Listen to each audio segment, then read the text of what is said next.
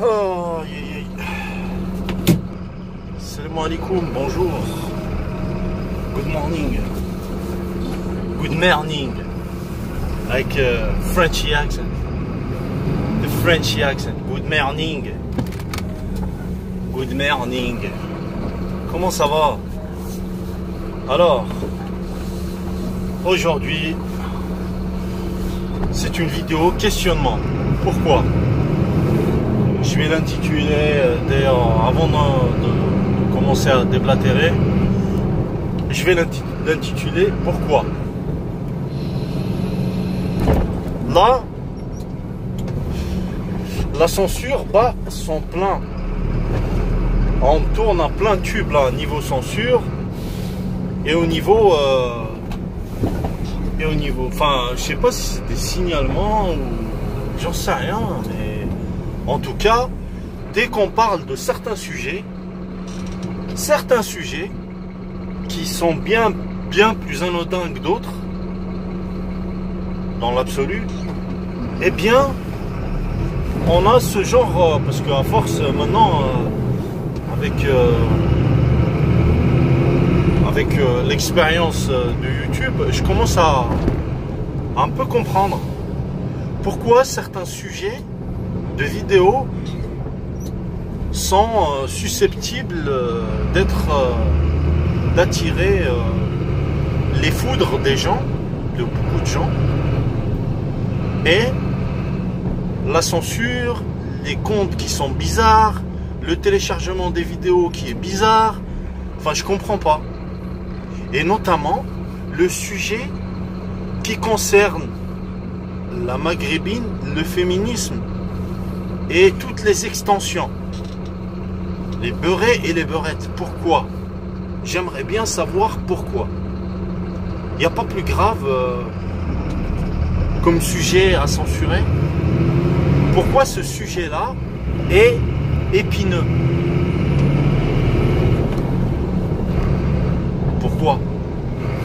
Pourquoi ce sujet-là gêne autant de gens et gêne YouTube? Parce que je commence à croire, je ne suis pas paranoïaque, je commence à croire qu'il y a des gens chez YouTube qui touchent au compte des gens. Moi, je rentre pas dans les stades, je regarde jamais ça, mais je vois. Ce matin, par exemple, j'ai fait une petite réponse à un crétin qui est venu psychologiser. Je vais y revenir d'ailleurs sur ce sujet-là, qui est venu me psychologiser. Je ne sais pas si c'est un petit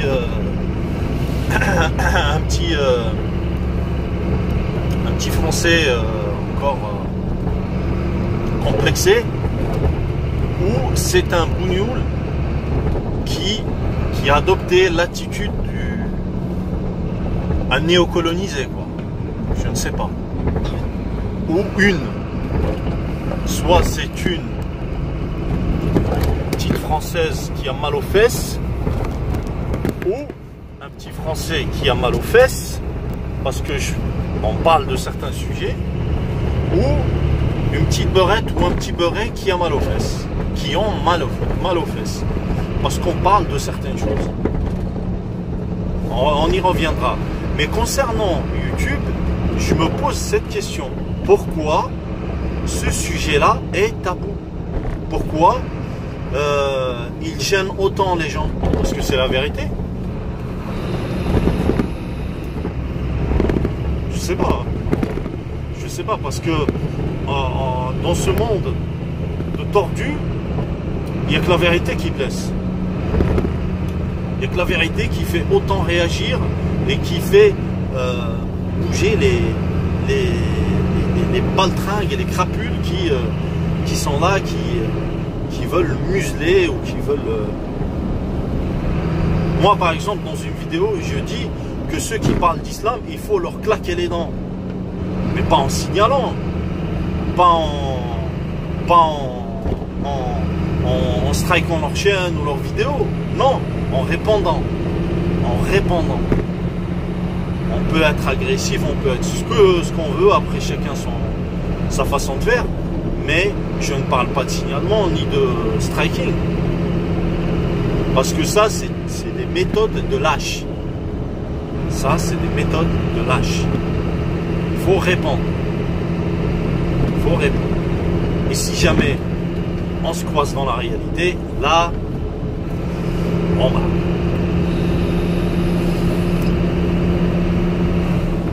C'est une autre paire de manches. C'est une autre paire de manches. Ouais, ouais. Parce que la réalité et le virtuel sont deux choses différentes. Mais ces gens-là qui sont là signalés, ou ces gens-là qui sont chez YouTube, ou j'en sais peut-être des insiders qui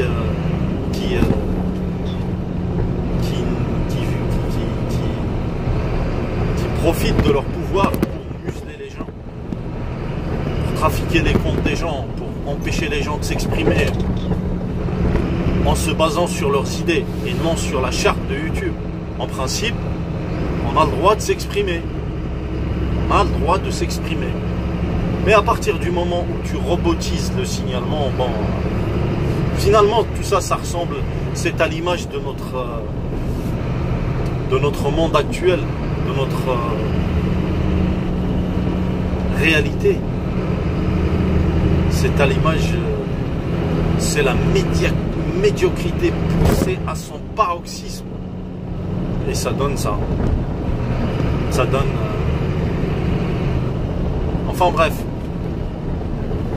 Je sais pas pourquoi, dès qu'on évoque ces sujets, il commence à y avoir des bugs. Quant à la réponse que je voudrais apporter à un petit imbécile, à un complexé, et pour le coup celui-là il a un complexe de supériorité et non celle d'un. Il part du principe que si des mecs comme moi parlent des beurettes, c'est parce que on est frustré sexuellement, parce que, je cite ce qu'il a dit dans son commentaire, parce qu'elles sont bonnes, parce qu'elles sont bonnes, et parce que c'est pour ça elles ne peuvent pas nous blairer. Voilà, en gros ce qu'il a dit. Et il a psychologisé un petit peu le truc, comme d'habitude, quand on veut tuer son chien, on dit qu'il a le sida. C'est ça. Moi, du coup, je vais emprunter ce mot-là, cette désignation. Si des beurettes sidaïques ne peuvent pas me blairer, c'est une espèce de reconnaissance pour moi. Moi, quand tu me beurettes, et c'est le cas, hein, c'est le cas, c'est arrivé dans la réalité, et c'est quand tu me beurettes ou un beurré ne peuvent pas se blairer ma tronche, ou ne peuvent pas entendre ce que je dis, écouter ce que je dis, d'une, c'est une reconnaissance. Ça veut dire que je ne suis pas loin de la vérité. De deux, je m'en tamponne les reins. Je m'en tamponne s'ils ne sont pas d'accord. S'ils sont gênés par ce que je dis. Comment voulez-vous que l'approbation d'une médiocre ou d'un médiocre, d'un beurré ou d'une beurette compte pour quelqu'un qui tient les discours que je tiens? Comment voulez-vous? C'est ce que je méprise par-dessus tout. Et je voudrais dire à cette petite tapette là qui vient me dire parce que je suis frustré sexuellement. Ce que tu dis là, tu es en train de parler de toi-même et tu es en train de projeter ce que tu as dans ton esprit sur moi. C'est-à-dire que si ma motivation ne peut être autre que par frustration sexuelle. Tu ne peux pas imaginer ce qu'il y a dans ma tête, moi, en parlant de ces choses-là. Moi, quand un beurré ou une beurette qui n'ont pas d'honneur, qui se déshonorent qui déshonorent leur appartenance, leur héritage, bon gré, mal gré, parce que ça fait partie d'eux. Lorsqu'ils se déshonorent, comme ils le font, et qu'ils en sont fiers pour beaucoup, c'est pas sexuel. C'est que moi, j'ai une image mentale. Quand je parle de ces choses-là, j'ai une image mentale. J'ai l'histoire récente, l'histoire antique, l'histoire dans ses multiples approches. J'ai la religion et son histoire également, la religion islamique, et j'ai les traditions qui sont les nôtres. Moi, c'est cette image, dans cette image mentale qu'il y a à l'intérieur, c'est ça que j'ai quand je parle de ces gens-là. Ils ont tellement rien à voir avec ça, et paradoxalement, ils s'en réclament tout en étant des beurettes et des beurrés. Ça, c'est injuste. C'est pas juste. C'est pas juste. Ils ont des gueules de chameau. Ils ont des gueules comme les miennes. Mais on n'est pas du même bord. Ce sont des ennemis. Moi, quand mon ennemi fait comme mes ennemis font des choses, ou disent des choses, ou adopte une attitude, je pointe du doigt son attitude, son comportement, comme il le fait avec moi. Vous n'êtes pas content de moi parce que je dis ça, libre à vous de me pointer du doigt. C'est ce que vous faites. D'ailleurs, c'est votre raison d'exister. La raison d'exister d'un beurré et d'une beurrette, c'est la contradiction de tout ce que je véhicule comme esprit. Ils sont en contradiction perpétuelle avec les gens comme moi. C'est pas pour autant que je vais crier au loup. Il y en a sur YouTube, des beurrés et des beurrettes, des putes et des PD comme ça. Il y en a.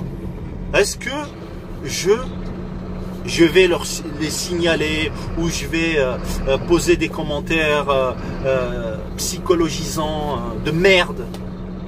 Non. Non. Mais quand je m'exprime, j'aimerais pas que ces gens-là viennent et déblatérer concernant mon discours. Parce que tout ce qu'il a, moi j'ai tellement de mépris qu'il est impossible, c'est impossible que je puisse prendre en considération ce qu'un beurré ou une beurrette disent. C'est des contradictions ambulantes. Lorsqu'on s'exprime, d'abord et avant tout, il faut savoir d'où on s'exprime. D'où tu parles. D'où tu parles. À partir de quel point, à partir de quel postulat tu parles. Tu es une contradiction ambulante. Tu es un névrosé, tu es une névrosée. Comment vous pouvez vous permettre de venir ouvrir vos claques merde? Vous n'avez pas ce droit-là. Faites ce que vous voulez. Faites comme bon vous semble. C'est votre vie. On n'en a rien à foutre. Comme vous en avez rien à foutre de la mienne. Et ça s'arrête là. Ça s'arrête là. Vous n'avez pas raison. Pourquoi?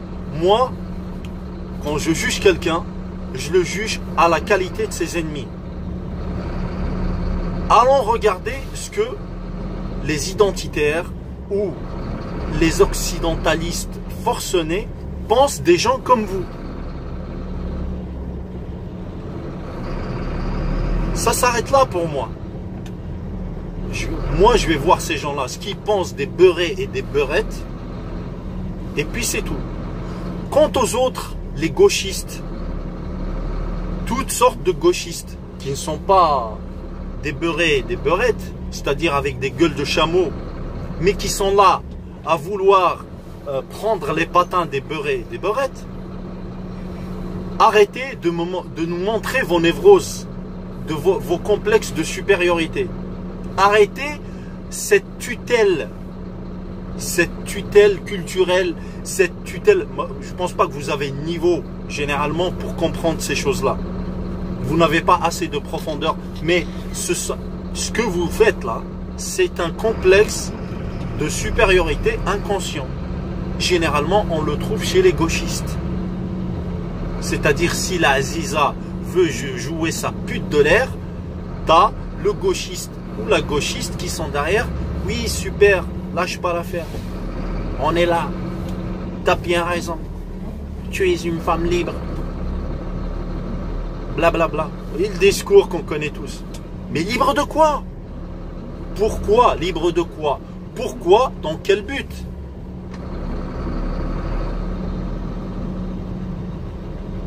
Ce sont des visions du monde qui sont contradictoires au sein d'une communauté. Lorsque vous vous incrustez, vous ne vous rendez pas compte que vous êtes en train de perpétuer une espèce de tutelle néocolonialiste.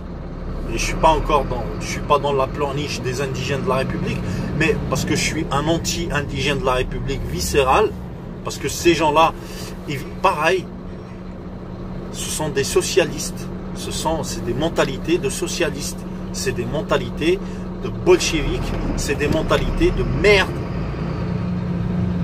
Moi, c'est ce qui a fait couler le monde. C'est ce qui a fait couler le monde. C'est le socialisme.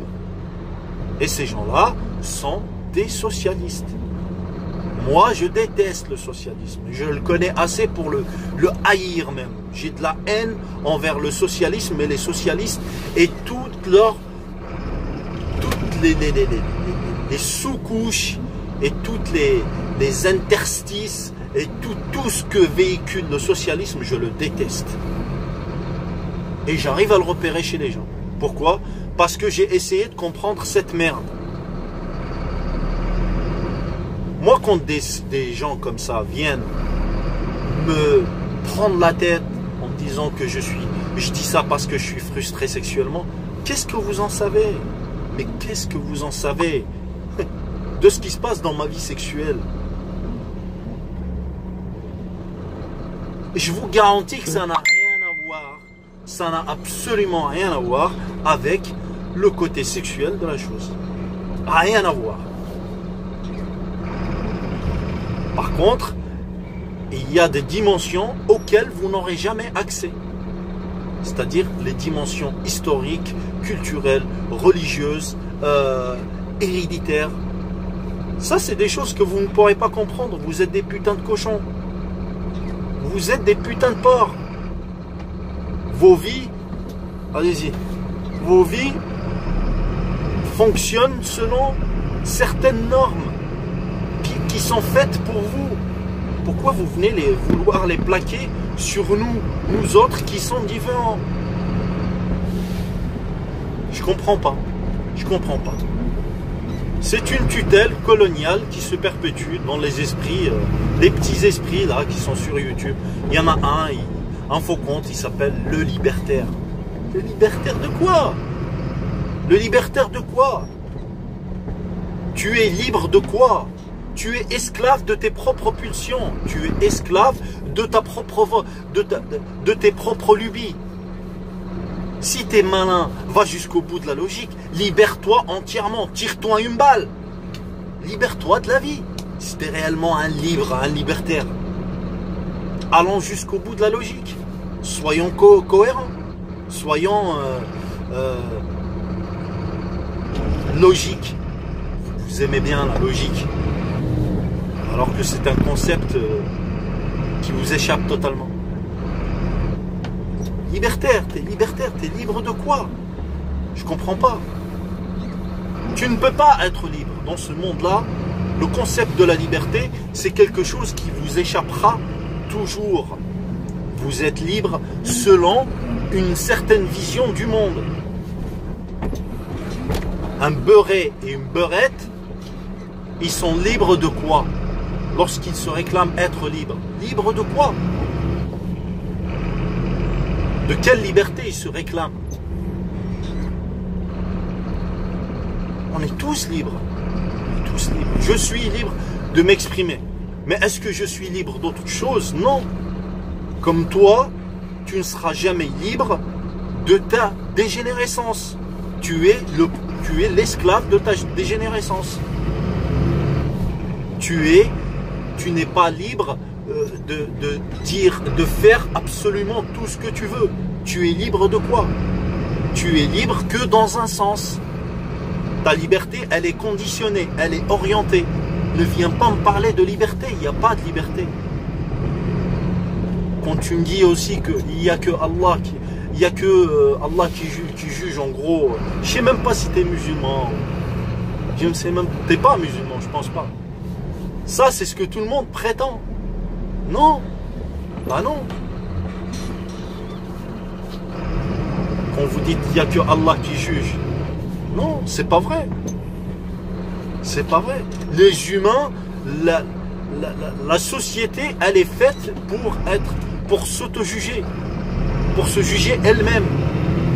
Les gens, les individus se jugent mutuellement. Ils ne font que ça. On est tous les juges les uns des autres. Tu es qui pour me juger? Il n'y a que Allah qui juge. Vous avez trouvé cette phrase bateau pour, soi-disant, dire que vous avez tout compris de la religion et qu'il n'y a que Allah qui juge. Marc Dutroux aussi peut me dire la même chose. Hein.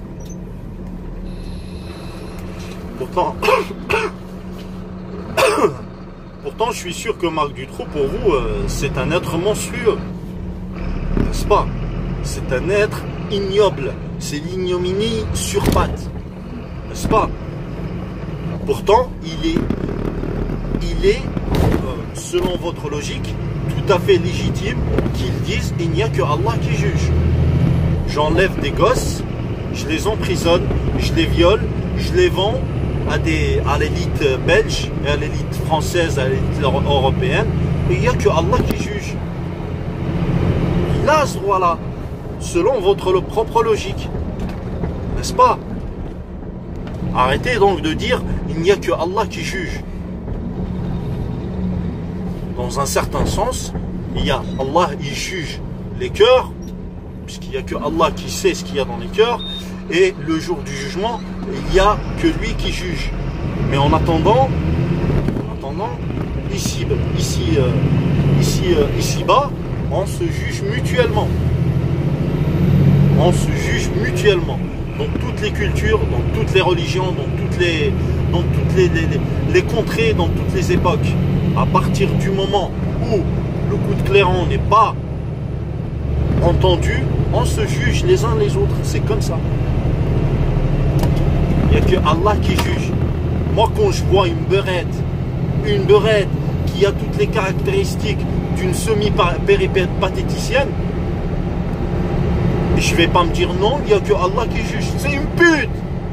Quand je vois un beurré qui a l'offroc au niveau des genoux, voire même plus bas, je ne vais pas dire il n'y a que Allah qui juge. Je le vois. C'est un beurré. Et quand je dis ça, quand je parle de semi-péripatéticienne et de pantalon en dessous du genou, c'est du sens figuré. Je sais que vous n'êtes pas assez malin ou assez fin pour comprendre ces choses-là. C'est du sens figuré. Enfin voilà. Réponse pour toi qui vient me dire oui, tu psychologises mon cas comme quoi je suis frustré sexuellement. Rien à voir. Ça n'a rien à voir avec la sexualité et ça n'a rien à voir. Pour toi, ça c'est toi. Ça c'est toi. Tu trouves les beurettes bonnes et t'aimerais bien que les beurettes se libèrent. T'aimerais bien qu'elles soient toutes des beurettes. Parce que non, les beurettes c'est pas mes sœurs. Tu dis vos sœurs les beurettes c'est pas mes sœurs. Ce sont des ennemis déclarés, comme les beurrés d'ailleurs.